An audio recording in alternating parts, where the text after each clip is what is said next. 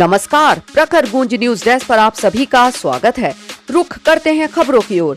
भारत ने मंगलवार को फिलीपींस के साथ रक्षा सामग्री और उपकरण की बिक्री के लिए एक प्रमुख समझौते पर हस्ताक्षर किया, जिसमें ब्रह्मोस क्रूज मिसाइल के शामिल करने की संभावना है। फिलीपींस के रक्षा सचिव डेल्फिन लारेजाना मनीला में समझौते पर हस्ताक्षर के दौरान मौजूद थे। उन्होंने कहा कि उनका देश ब्रह्मोस मिसाइल खरीद रहा है। फिलीपींस के राष्ट्रीय रक्षा विभाग DND ने मंगलवार को फेसबुक पर कहा कि रक्षा अंडर सेक्रेटरी रायमुंडो एलिफेंटे और फिलीपींस में भारत के राजदूत शंभू एस कुमारन ने रक्षा सामग्री और उपकरणों की खरीद के लिए क्रियान्वयन व्यवस्था पर हस्ताक्षर किए। फेसबुक पोस्ट में कहा गया है कि लॉरेजाना भी हस्ताक्षर समारोह में उपस्थित थे। हम ब्रह्मोस मिसाइल खरीद रहे। द स्टेट्स टाइम में लारेजाना के हवाले से कहा गया है कि हम ब्रह्मोस मिसाइल खरीद रहे हैं।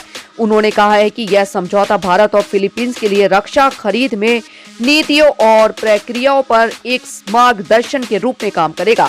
यह सरकार से सरकार के तहत खरीद के लिए कानूनी ढांचे के रूप में भी काम करेगा। थर्ड वर्ल्ड देशों को मिसाइल का निर्यात। भारतीय पक्ष की ओर से कोई बयान नहीं आया है। इस साल दोनों देशों के नेताओं की एक बैठक के दौरान मिसाइलों पर वास्तविक समझौते की उम्मीद की जा रही है। वहीं रूसी अधिकारियों ने कहा है कि भारत और रूस धीरे धीरे ब्रह्मोस की सीमा को बढ़ाने के लिए काम कर रहे हैं।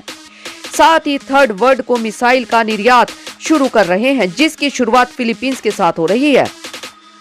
भारत की इन देशों से भी चल रही है बातचीत। भारत पिछले कुछ वर्षों में थाईलैंड, इंडोनेशिया और वियतनाम सहित कई दक्षिण पूर्वी एशियाई देशों के साथ बातचीत कर रहा है, ताकि उन्हें ब्रह्मोस की भूमिका और समुद्र आधारित संस्करण बेच सके। 2018 की मसौदा रक्षा उत्पादन नीति ने 2025 तक $5 बिलियन के रक्षा निर्यात को प्राप्त करने का एक महत्वाकांक्षी लक्ष्य निर्धारित किया। धन्यवाद।